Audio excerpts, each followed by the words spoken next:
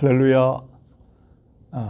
명절을 며칠 앞두고 우리가 구역 예배를 모이게 되었습니다.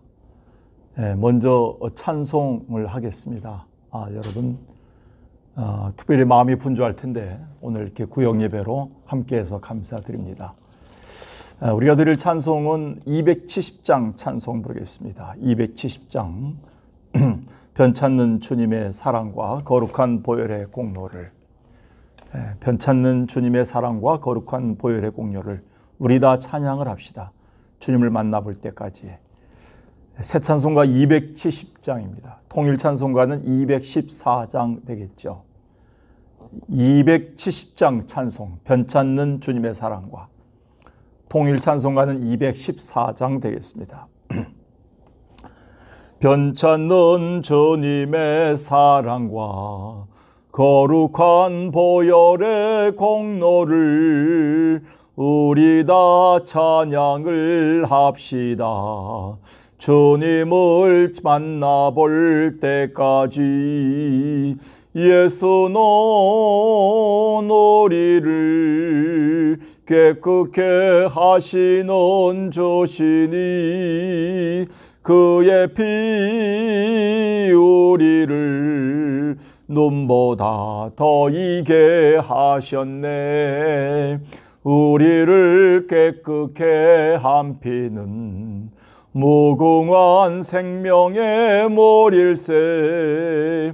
생명의 구원을 받은 자 하나님 찬양을 합시다. 예수는 우리를 깨끗게 하시는 주시니 그의 피 우리를 눈보다 더 이게 하셨네. 주님의 거룩한 보혈을 날마다 입으로 간증해 담대히 싸우며 나가세. 천국에 들어갈 때까지 예수는 우리를 깨끗게 하시는 주시니 그의 피 우리를 눈보다 더 이게 하셨네. 십자가 단단히 붙잡고 날마다 이기며 나가세. 머리에 면류관 쓰고서 주 앞에 찬양할 때까지 예수는 우리를 깨끗게 하시는 주시니 그의 피 우리를 눈보다 더 이게 하셨네. 이 찬양 부를 때마다 4절을 늘 기억하지요.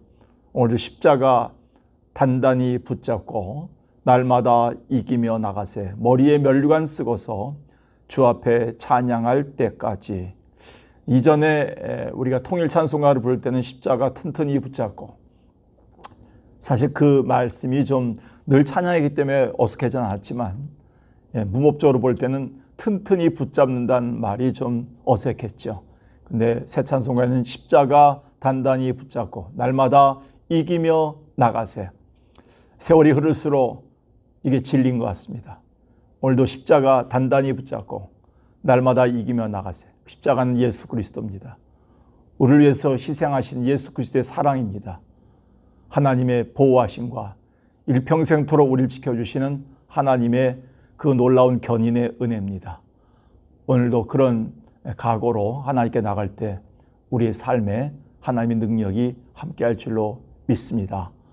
기도하겠습니다. 살아계신 아버지 하나님, 오늘 우리 가운데서 귀한 시간을 우리에게 허락해 주셔서 온라인 구역 예배로 함께함을 감사드립니다. 시간과 여러 환경 속에서 우리가 붙잡혀 살지만 오늘 십자가에 단단히 붙잡고 살아갈 수 있는 복된 시간이 되게 도와주시옵소서. 살아가는 구역 식구들 많이 흩어져 있습니다. 약한 자들 많습니다. 많이 또 마음과 가정과 모든 삶에 있어서 무거운 기도 제목을 가진 자 많습니다. 아버지 함께 하셔서 주 안에서 평안케 도와주시옵고, 특별히 오늘 구역 예배를 통해서 새로운 하나님의 은혜, 건강한 성도로서의 회복이 있도록 인도하여 주옵소서. 우리의 마음이 분주하지 않게 하옵소서. 우리의 마음이 혼란스럽지 않게 도와주옵소서. 오로지 십자가 붙들고 예수 그리스도 바라볼 수 있는, 정말 우리의 소망이 분명할 수 있는 복된 시간들 되게 인도하여 주옵소서. 특별히 또 많이 또 아픈 우리 백악봉 성도님을 지켜주시고, 우리 또 수술한 또 김기동, 또 이희재 집사님, 또 황태독 최백순 집사님, 유충일 권사님, 조강국 장로님, 또 우리 눈 시술하신 강용호 집사님 비롯한 성도들만 어려운 가운데 있었지만 주께서 잘 회복해 주심을 감사합니다. 이제 하나님께서 우리 가운데 평안과 건강의 은혜를 허락해 주시옵소서. 예수님의 이름으로 기도드리옵나이다. 아멘. 아멘. 예, 우리 구역 식구들을 이렇게 또 만나 뵙게 돼서 반갑습니다. 우리가 지금 코로나라는 아주 심각한 이런 위기의 터널을 지내고 있지만, 여러분들이 말씀으로 늘 함께하고 또 기도 가운데서 하나님의 그 기적을 보면서 하나님의 놀라운 은혜 가운데서 여기까지 지내온 것도 우리 하나님의 귀한 사랑이라고 생각합니다. 구역 예배 볼 때마다 우리 구역 식구들의 소식들을 듣고 또 기도할 제목들을 삼습니다. 또 지난 주일도 여의치 않았는데 또 우리 가운데 하나님이 또 교회 여러 상황들을 허락해 주셔서 예배 보고 또 하나님께 또 참으로 나갈 수 있는 그런 기회를 많이 주셨습니다. 그런데 또 갑작스럽게 들려오는 또 소식들이 또 있지요. 기도 제목들이 있었죠.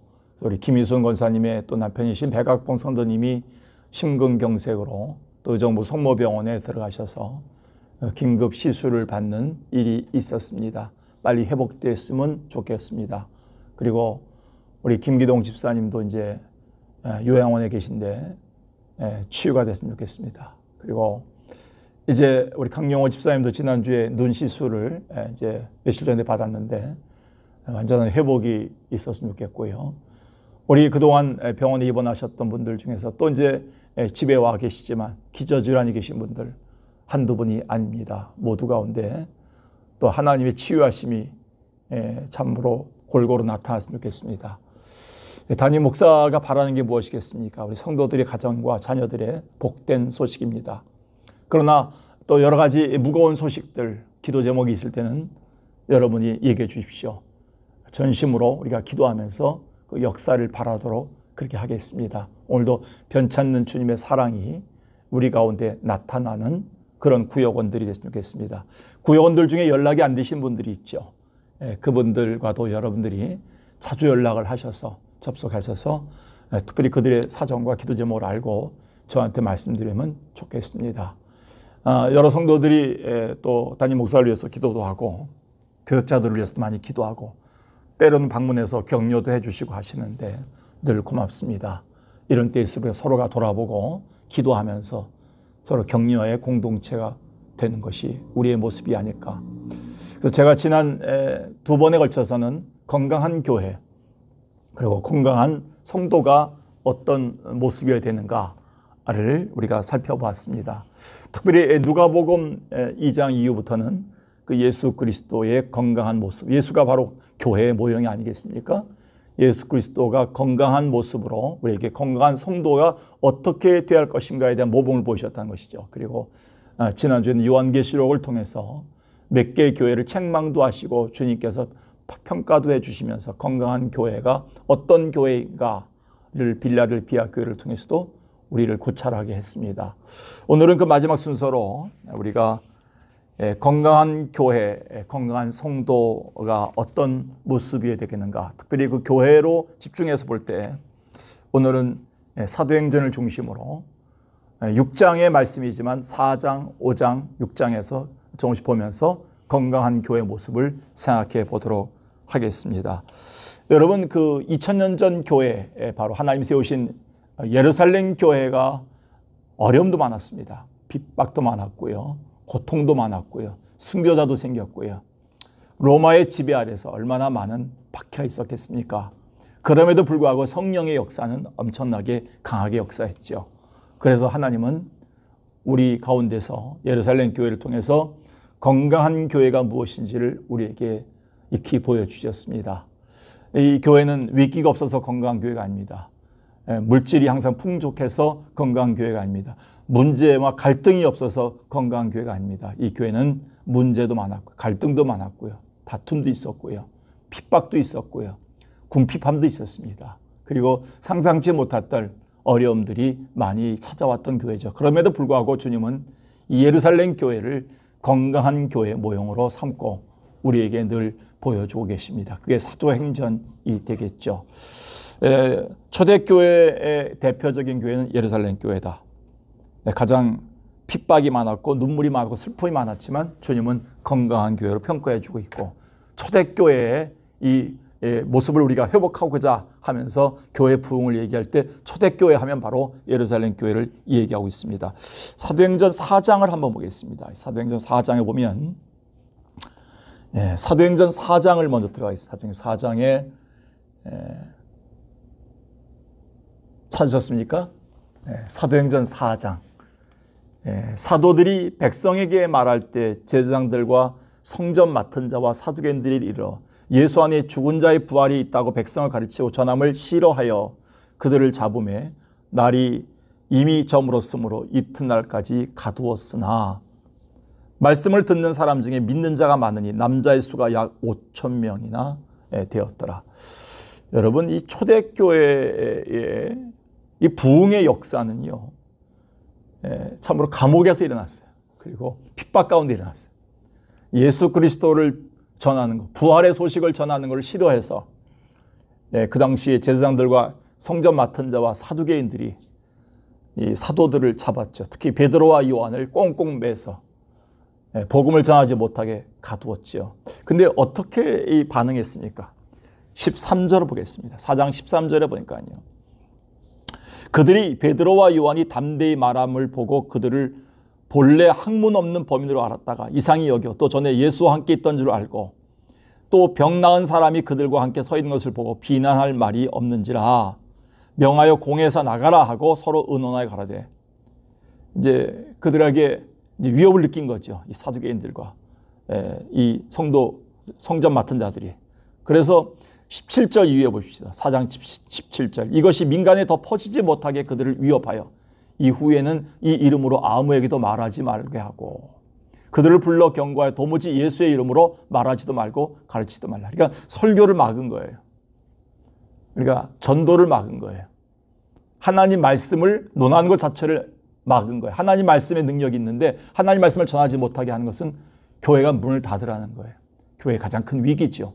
목회자들의 위기죠. 성도들의 최고의 위기입니다. 교회가 한 달만 문 닫아도요, 건강하지 못하고 병들어 교회는 무너지게 되어 있습니다.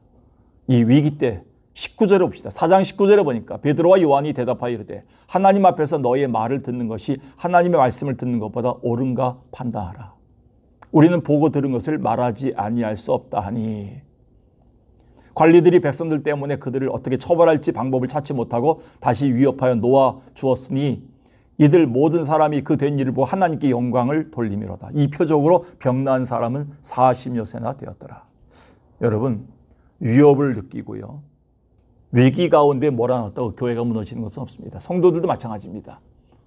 이럴 때 만약에 베드로와 요한과 그 당시 성도들이 나 살려라 도망가고요, 다 문 닫고 그만뒀다면요, 하나님의 교회 역사는 어떻게 됐을까요? 이런 기적이 일어나지 않았어요. 이런 부흥이 일어나지 않았어요. 하나님의 영광이 드러나지 않았어요. 오히려 그들이 뭐예요? 우리가 듣고 본 것을 전하지 않으면 못 보겠다. 하나님 말씀을 듣는 것보다 옳은가 판단하라. 담대하게 우리가 보고 들은 것을 말하지 아니할 수 없다. 목숨 걸고 그들이 복음을 전했습니다. 그는 놀랍게도 기적이 일어났고요, 교회가 부흥이 되면서 하나님께 영광이 된 것이죠. 저는 이 성경을 보면서요, 이것이 어떻게 이런 일이 일어날 수 있었을까? 저는 이 부분들을 볼 때 우리가 느낄 것은 뭐냐면 하나님 앞에서 우리가 위축돼서는 안 된다는 겁니다. 우리가 하나님 앞에 위축되지 않으려면요, 성도들의 기도가 살아있는 거예요.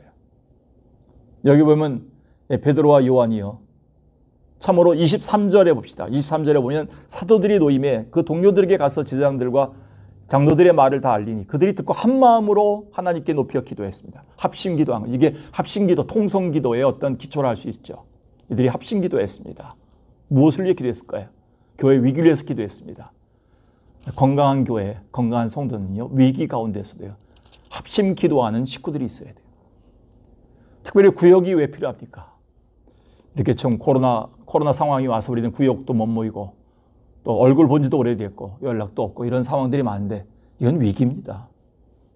우리는 지금 깨닫지 못할 뿐이지 이 위기가 옵니다. 우리가 어떤 집안에 어려움이 생기고 가정에 어려움이 생기면 여러분 혼자 극복하는지 아십니까?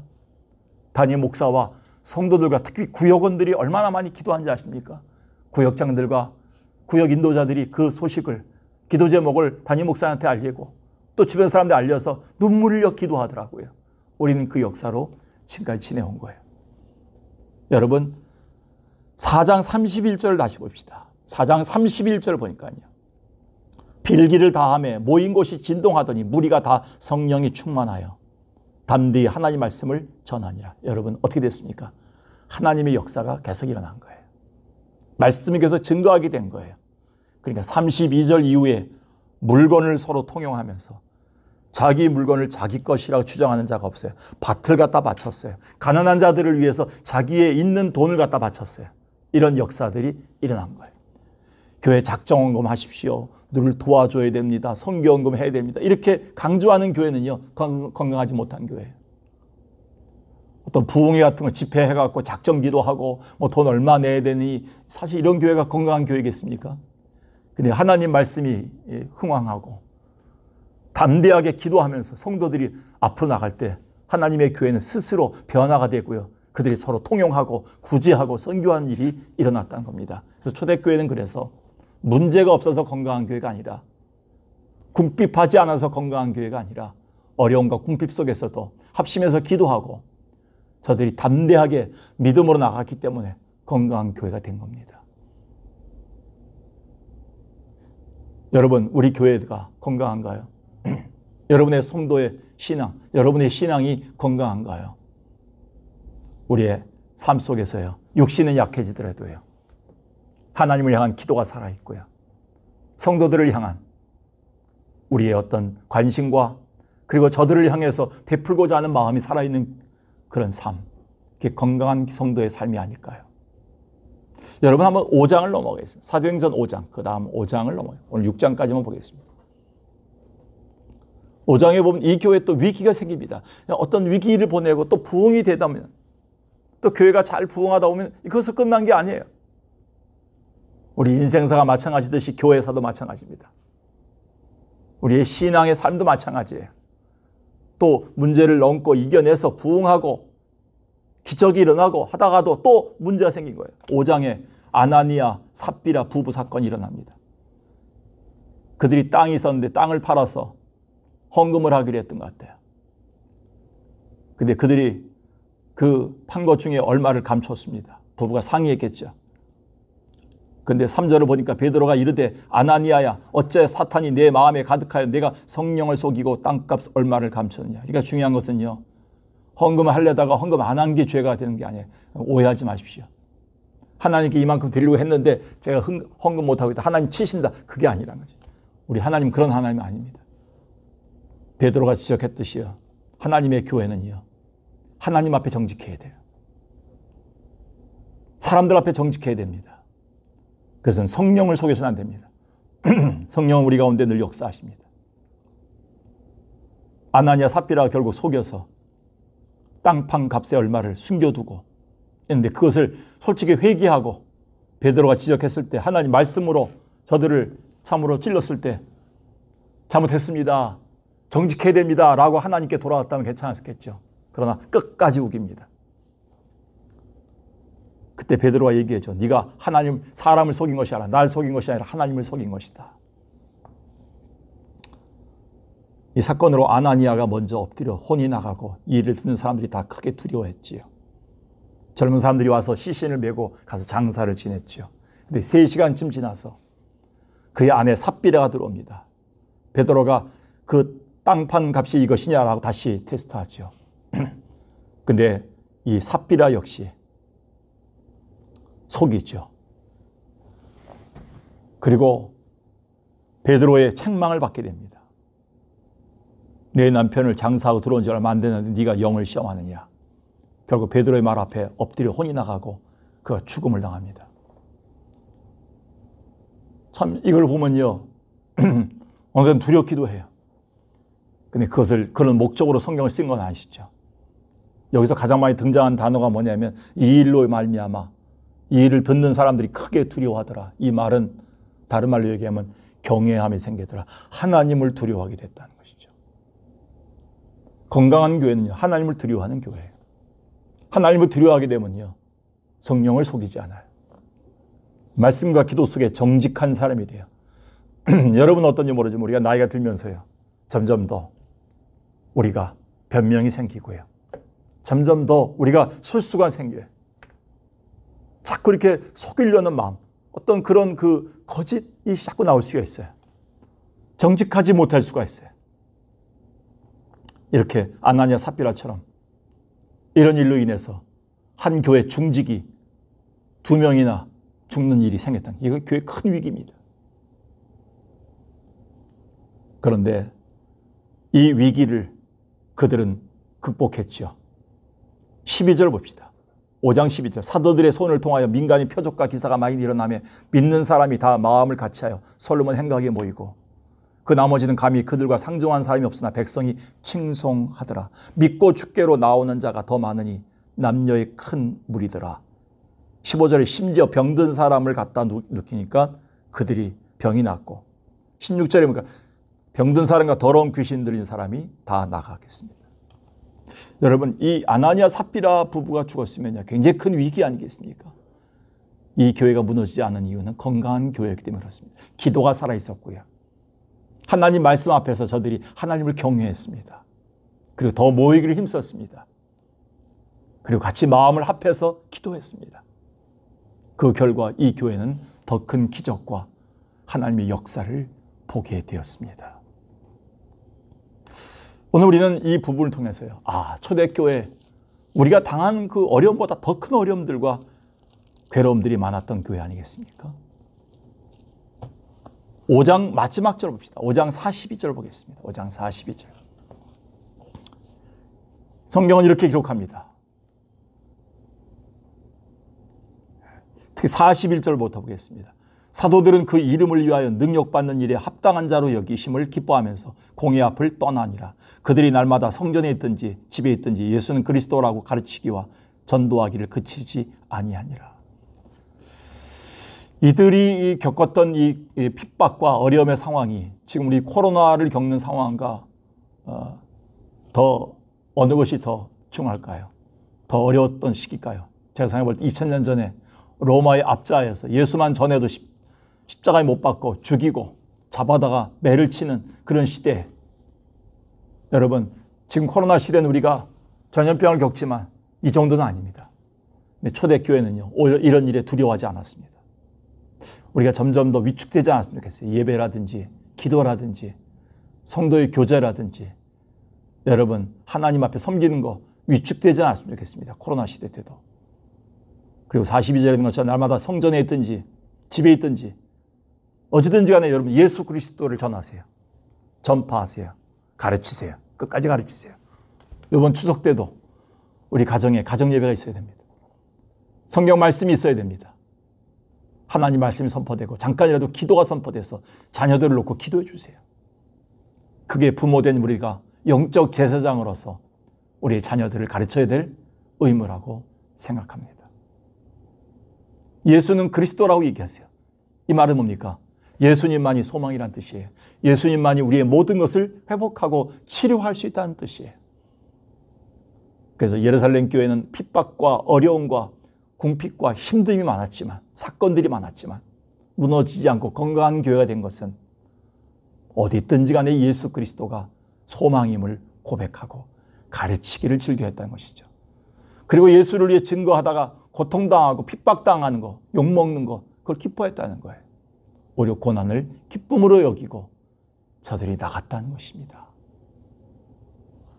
마지막으로 6장에 넘어가겠습니다. 오늘 이제 성경의 핵심이라 할 수 있는 사도행전 6장을 보겠습니다. 너무나 잘 아는 사건입니다.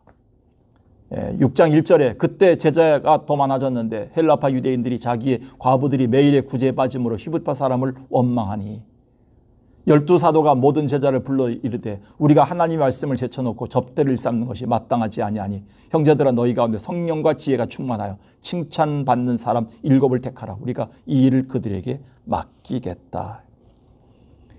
여러분, 지금까지 사도행전 4장에서 외부적인 갈등이 있었죠. 위협이 있었죠. 사도행전 5장에서 내부적인 갈등과 위협과 어려움이 있었죠. 그리고 또 6장에 와서 내외적인 가장 큰 위기를 닥치게 됩니다. 교회 안에 헬라파 유대인들과 히브리파 유대인들이 있었죠. 전쟁을 통해서 남편을 잃고 또는 여러 가지 환경을 통해서 종교적인 이유로 외국에서 다시 또 고향으로 돌아온 외국에 살던 유대인들이 있었죠. 그래서 여기에 본토의 유대인들과 외국에서 들어왔던 유대인들과의 어떤 다툼이 있었던 것이죠. 갈등이 있습니다. 그것이 어떤 구제 문제로 이제 터졌던 것이죠. 잘 알다시피 우리가 지난 몇 달 전에 이 본문을 공부하면서 이 예루살렘 교회는 두 파가 갈등이 있었다는 것을 알고 있었습니다. 구제를 하는데 외국에서 들어왔던 헬라파 유대인들의 그 어머니들한테 아버지들한테 나가는 구제가 항상 빠진다. 우리는 부족하다라는 불평이 있는 거예요. 하나님의 일에는요. 아무리 잘해도요. 불평이 생겨요. 하나님의 교회는요. 불평과 원망이 생길 수밖에 없어요. 하나님의 일은 그렇습니다. 불평과 원망이 없는 교회가 있습니까? 그런 교회 찾아보십시오. 아무도 없어요. 그런데 이 교회는 이것을 어떻게 극복하느냐, 거기에 건강하냐, 병들었느냐를 우리가 판단할 수 있다는 것이죠. 그런데 여기에서 12사도가 제자들을 불러 얘기합니다. 우리가 하나님 말씀을 제쳐놓고 그동안 이 일을 하다 보니까 이런 문제 생겼다 이렇게 얘기한 거예요. 그러니까 두 파를 불러놓고 너희가 왜 싸우느냐 서로 중재하지 않았어요. 누가 잘났느냐 중재, 어떤 문제가 생기면요 항상 쌍방과실이에요. 우린 그걸 기억해야 됩니다. 어느 집사님만 어느 권사님만 다 옳고 내가 가장 친하고 자주 만나는 권사님만 항상 옳고 그 반대편에 있는 권사님, 집사님은 항상 틀리고 그러면 안 됩니다. 그건 신앙생활이 아니에요. 항상 어떤 문제가 생기면요 양방, 쌍방과실입니다. 어려움이 다 있는 거예요. 그 부족함을 깨닫는 기회가 된다는 것이죠. 근데 여기가 12사도들이 두 팔을 불러놓고 자잘못을 따졌습니까? 그거 하나님의 교회는 그거 하는 데가 아니에요. 한번 가서 대전신문 해보자. 만나서 한번 당사자 만나서 한번 누가 이 말 했는가 얘기해보자. 그거 하지 마세요. 하나님의 교회에서 그런 거 하면 안 됩니다. 그들은 어떻게 했습니까? 내 탓이다 그랬어요. 사도들은. 우리가 하나님 말씀을 제쳐놓고 이 일로 바쁘다 보니까 또 기도하지 못하다 보니까 이런 일이 생겼다. 그래서 우리들이 원칙을 다시 찾았어요. 신앙의 우선순위를 다시 찾기 시작했어요. 우리가 건강하지 못할 때, 영적으로 건강하지 못할 때, 교회가 건강하지 못할 때 신앙의 우선순위를 바로 세워야 됩니다. 결국 사도들은 말씀 전하는 것과 기도하는 게 우선순위예요. 그리고 집사들은 교회에서 뭐냐면 구제하고 남 돕고 전도하고 그리고 베푸는 일, 이런 일들을 해야 됩니다. 그래서 세운 거예요.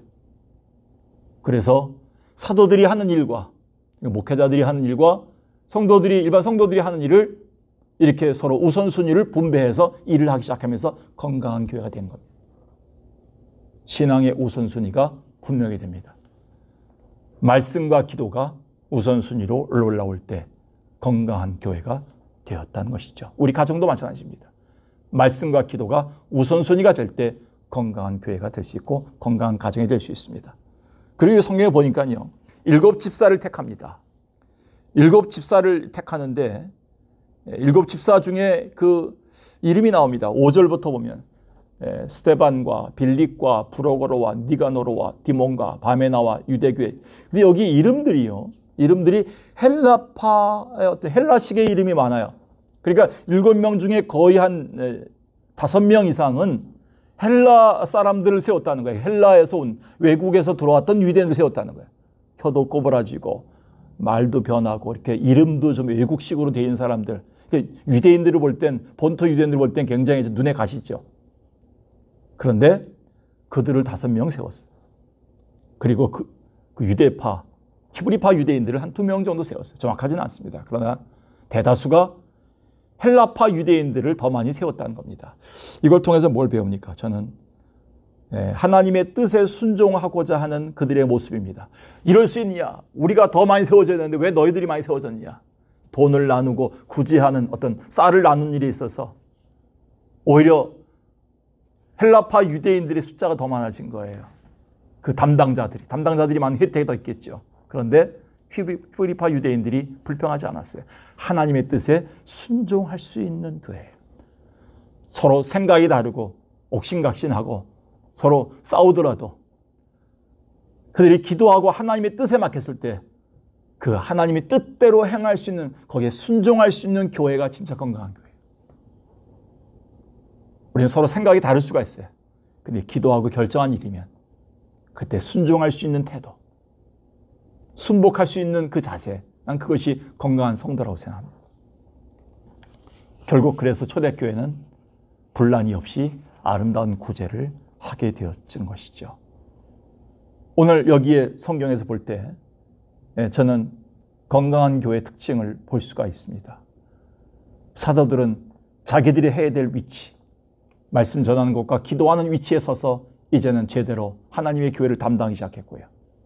집사들은 구제하는 일, 남을 섬기는 일, 돌아보는 일들을 함으로써 교회가 아름답게 다시 건강함을 회복하게 되었습니다. 근데 7절 봅시다. 6장 7절 마지막 절 보니까요. 그래서 하나님의 말씀이 점점 왕성하여 예루살렘에 있는 제자의 수가 더 심히 많아졌다. 허다한 제사장의 무리도 이 도에 복종하니라. 그러니까 제사장들이 돌아올 정도예요. 예수 그리스도를 배척했던 제사장들이 하나님께로 돌아오는 기적이 일어나는 것은요, 건강한 교회이기 때문에 가능한 거예요. 누구든지 들어와도 다 치유받을 수 있기 때문에 그렇습니다. 오히려 교회가 분쟁이 생겼을 때요, 하나님의 방법대로 아름답게 해결되면 건강한 교회로 다시 회복하게 됩니다. 그때 예루살렘은 제자의 수가 많아져요. 숫자가 많아지는 거예요. 여러분, 하나님의 교회는요, 건강해질 때 누구든지 들어와서요, 어떤 치료를 받을 수 있고요, 새롭게 회복할 수 있는 은혜가 있기 때문에 소문나는 거예요. 여러분, 유명한 병원 아시죠? 소문난 병원들은요, 사람들이 줄을 씁니다. 소문난 한약방은요, 지금도 시골에 있는데 가보면요, 줄을 서요. 어떤 목사님이 지금 사모님하고 지난번에 경상북도 어디에 갔다 오셨습니다. 산골에 있는 한의원, 유명한 한의원이라는, 거기가 그러니까 줄을 서 있다는 거예요. 이 코로나 시대 때 가서 하루 종일 기다려서, 어떤 사람은 하루 전에 와서 자고 그 앞에서 여관에서, 그리고 치료를 받고 왔다는 겁니다. 유명한 데는요, 건강을 주는 곳은요, 줄을 서서 사람 찾아갈 정도입니다. 우리 석강교회가 미약하나마 오늘부터라도 저와 여러분들이 이런 사도행전 6장에 있는 예루살렘 교회처럼 신앙의 우선순위를 바로 세우고 하나님 뜻에 순복할 수 있는 자세를 가지고 각자 위치에서 우리가 최선의 삶을 살아낼 때 소문난 교회 등, 왜? 건강한 교회로 소문난 교회가 되기 때문에. 그래서 많은 숫자가 늘어나고 많은 사람들이 이것을 찾을 수 있는 그런 공동체가 되지 않을까요? 여러분, 아무쪼록 추석을 맞이해서 여러분의 가정과 여러분의 삶이 건강을 회복할 수 있는 여러분 가정 되길 주의 이름으로, 그리고 구역이 되기를 간절히 축원합니다. 기도하겠습니다. 잠시 기도하겠습니다. 각자.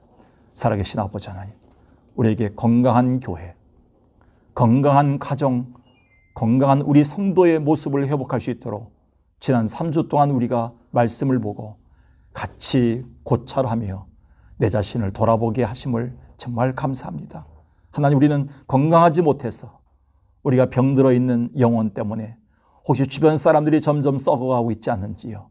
나로 인해서 내 말 한마디 때문에 가족들이 힘들어가진 않는지요? 내 말 한마디 때문에 우리 구역원들이 그동안 힘들지는 않았는지요? 우리가 건강한 교회를 회복하기 위해서 오늘 사도행전 4장과 5장과 6장에 이 초대 예루살렘 교회가 당했던 어려움과 위기 속에서도 저들이 어떻게 건강을 회복하는가를 찾아봤습니다. 오늘 우리의 회복이 있게 도와주시고 우리의 삶에 기쁨이 있도록 인도하여 주옵소서. 추석을 맞이합니다. 추석 명절을 맞이해서 또 코로나 상황이기 때문에 많이 오랜 시간을 갖지 못하지만 자녀들을 맞이할 때, 또 서로 가족들을 잠시라도 볼 때 서로 건강한 말, 은혜로운 말, 건강의 모습들을 보이면서 영적으로도 건강할 수 있는 복된 시간이 되게 인도하여 주옵소서. 예수님의 이름으로 기도드리옵나이다. 아멘. 할렐루야. 여러분 오늘 어떻게 이 방송 온라인 구역 강좌 잘 들으셨습니까? 여러분의 모습을 볼 수 없으니까 답답합니다. 여러분의 얼굴을 볼 수 없지만 이렇게 여러분은 제 얼굴을 볼 수 있죠. 저를 위해서 많이 기도해 주시기 바라겠고요. 교육자들을 위해서 많이 기도해 주시면 감사하겠습니다. 아까 우리가 기도하기 전에 또 광고를 말씀드렸던 것처럼 우리 김유순 권사님의 남편이신 백합봉 성도님을 위해서 계속 기도해 주시기 바라겠습니다. 그리고 요양원에 계신 우리 김기동 집사님 많이 기도해 주시고 병원에 입원 중인 조강국 장로님 기도해 주셔야 됩니다. 항암 치료 중인 이재 집사님에게 좋은 소식이 왔으면 좋겠습니다. 그리고 또 병원에서 나와서 지금 여러 가지 후유증에 시달리고 있는 자들도 있습니다. 기도해 주시고요. 그들이 회복할 수 있도록 많이 여러분 기도를 부탁드리겠습니다. 추석 때 혹시 소외되고 어려운 이웃이 없는가를 돌아보십시오. 여러분들이 고향에 또 내려가지도 못하고 또 여러분들이 또 자녀들도 또 부모님께 자주 오지 못합니다. 이번 코로나 때. 그러나 잠깐이라도 왔다 가겠죠. 뭐 8명까지는 허락한다 하는데 조심하셔야 됩니다. 이럴 때 어떻게 감염될지 모르는, 어떻게 우리가 확진될지 모르는 그런 환경에 놓여 있습니다. 특별히 조심하시고요. 특히 많은 사람들을 접촉했던 분들은, 많은 사람들을 만났던 분들은 주일 예배를 온라인으로 드려도 괜찮겠습니다. 여러분, 우리 교회가 기쁜 소식이 있는데요. 특별히 교회 홈페이지를 오랜만에 또 만들었습니다. 우리 교회가 한 7년 전, 6년 전에까지 홈페이지가 가동됐던 것 같은데 그동안 이단의 접속이라든지 여러 가지 어려움이 있어서 홈페이지가 없어졌는데요. 홈페이지를 우리가 좀 정성을 들여 만들었습니다. 그래서 업체에 맡겼었지만 또 관리와 모든 것들은 또 황석희 전사님이 오셔서 새롭게 하셔서 홈페이지가 만들어졌습니다. 그래서 이제 공식 오픈을 하고 있는데요. 아직까지는 다음 인터넷에 다음 인터넷 거기에 들어가셔서요. 다음에서 석광교회를 치시면 거기 밑에 석광교회 사이트가 나옵니다. 사이트를 누르시면 나옵니다. 그리고 다른 뭐 네이버라든지 그리고 구글이라든지 유튜브 이런 데 가면 여러분들이 석광의 거기 sukch.co.kr 이번 주 주보에 나가는데요. 그걸 치시면 거기 이제 주소가 나옵니다. 글로 들어가시면 됩니다. 들어가서 가입도 해주십니다. 회원 가입을 하셔야지만 우리가 많이 늘어납니다. 검색. 그래서 그렇게 되면 네이버나 다른 데서도 계속 우리가 검색하면 나올 정도가 됩니다. 깨끗하게 만들었고요. 설교 내용이 다 들어가 있습니다. 여러분 잘 보시고요. 각 부서별로 지금 내용을 보충해 가고 있습니다. 많이 기도해 주시면 감사하겠습니다. 많이 여러분 관심 있어 주시고 또 교육자들 위해서 많이 챙겨 주시고 기도해 주셔서 감사드립니다. 여러분 뒤에서 기도해 주시는 여러분 되길 바라겠고 오늘 이 예배 마치고 구역 식구들은 서로 구역장과 구역 인도자한테 전화하시고 구역장과 구역 인도자들은 구역원들 돌아보시고 서로 돌아보셔서 다른 일이 없는가를 보시고 안부를 물어주시면 감사하겠습니다. 오늘 아마 이 예배 들어오신 분들은 소수일 겁니다. 그리고 이제 오후에 와서 또 예배를 접속하는데 여러분 끝까지 예배를 잘 드려주시고 같이 은혜를 나누시면 감사하겠습니다. 다음 주는 쉽니다. 다음 주 금요일 날은 추석을 끼는 주기 때문에 다음 주는 쉬도록 하겠습니다. 다음 주는 금요일 날 처음 쉬도록 하겠습니다. 여러분 다음 주에는 금요일 날 쉬는 거 기억해 주시면 감사하겠습니다. 여러분 이제 2주 후에 뵙겠습니다. 그리고 주일날 또 온라인이나 또 교회 대면 예배로 여러분 뵙겠습니다. 여러분 감사합니다. 할렐루야.